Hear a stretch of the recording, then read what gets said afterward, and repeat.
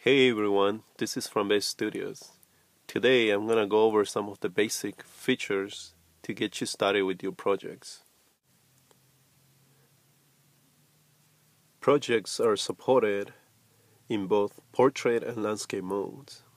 In this tutorial, I'll be selecting the landscape mode. Changing page background can be done by accessing the editing menu for the page. There are three options to change a page background. You can assign a solid color, a gradient color, or an image as the page background. In this tutorial, I'm going to select the image and customize it by making it transparent and adding a background color so that it blends in with the image.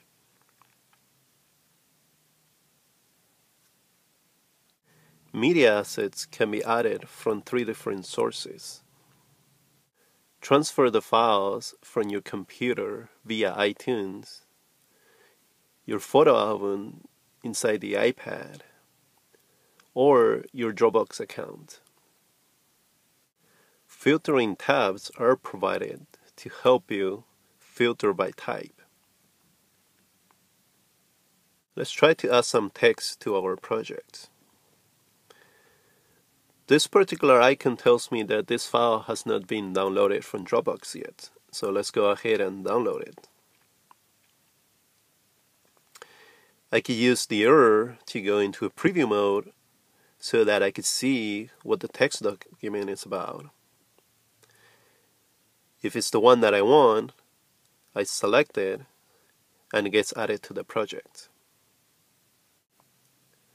I can now move and resize. Next, I'm going to format the text so that the fonts are in larger size. We can then go ahead and add some more images.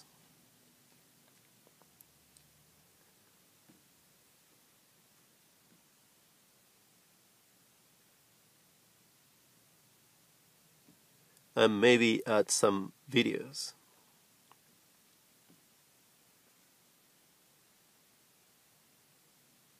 So when adding videos, it allows me to preview the video.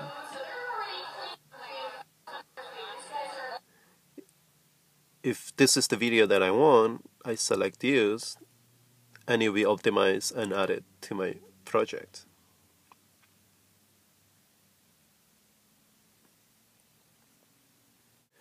Notice how the text is being covered by the two objects that I've placed on top of it. We can easily avoid that by enabling the overlay function for the text widget.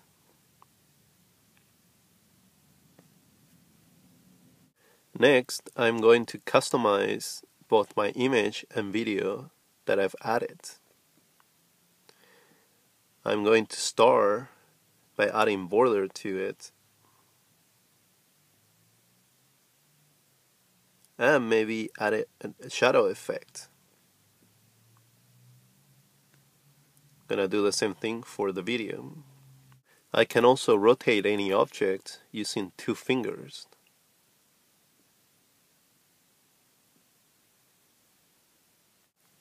A masking function is also supported to do custom editing on images and videos. The definition of masking is the ability to both crop and zoom on an image or video without actually affecting the original assets. Let me show you.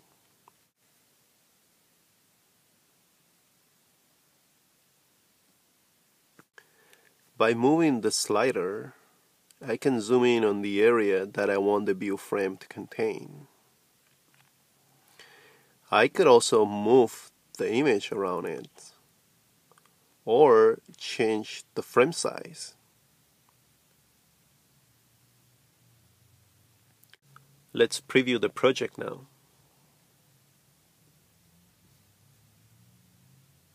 By just doing simple layouts, your projects will contain default interactions. You can scroll the text, pinch zoom on images,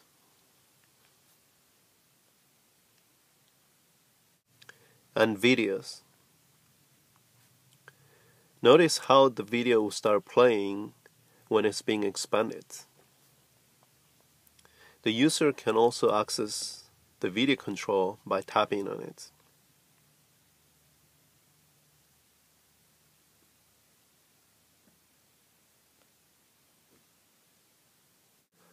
Let's try to add some background music to this project. Once again, I'm going to go to my Media Asset menu.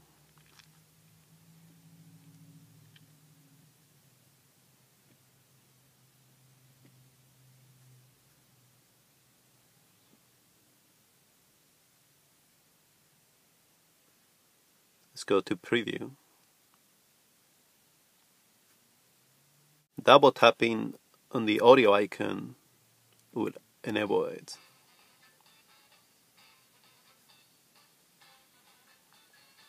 Double tapping again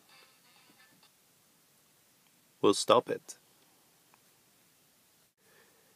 Enabling the audio file to be automatically played and for it to loop can easily be done by accessing the editing menu. Under Format, we can enable for it to loop, and we could also enable it for auto start.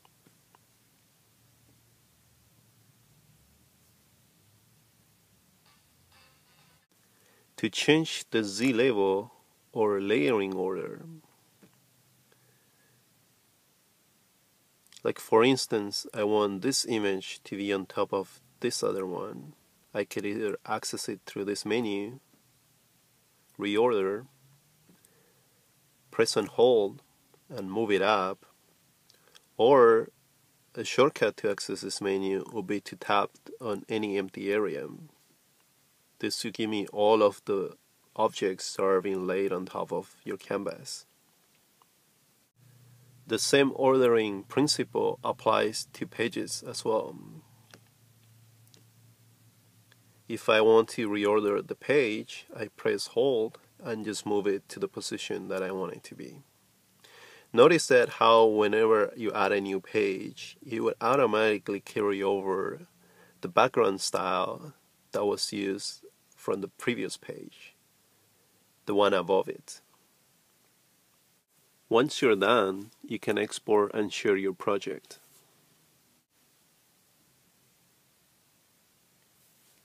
Three formats are supported: Clefit in full editing format, Clefit as a read-only format, or a PDF. Note that when you export as PDF, only the layouts are being preserved. None of the interactions would actually be stored. I hope this short tutorial has been helpful to you. If you have any questions or comments, please direct them to team@flambestudios.com. Thank you.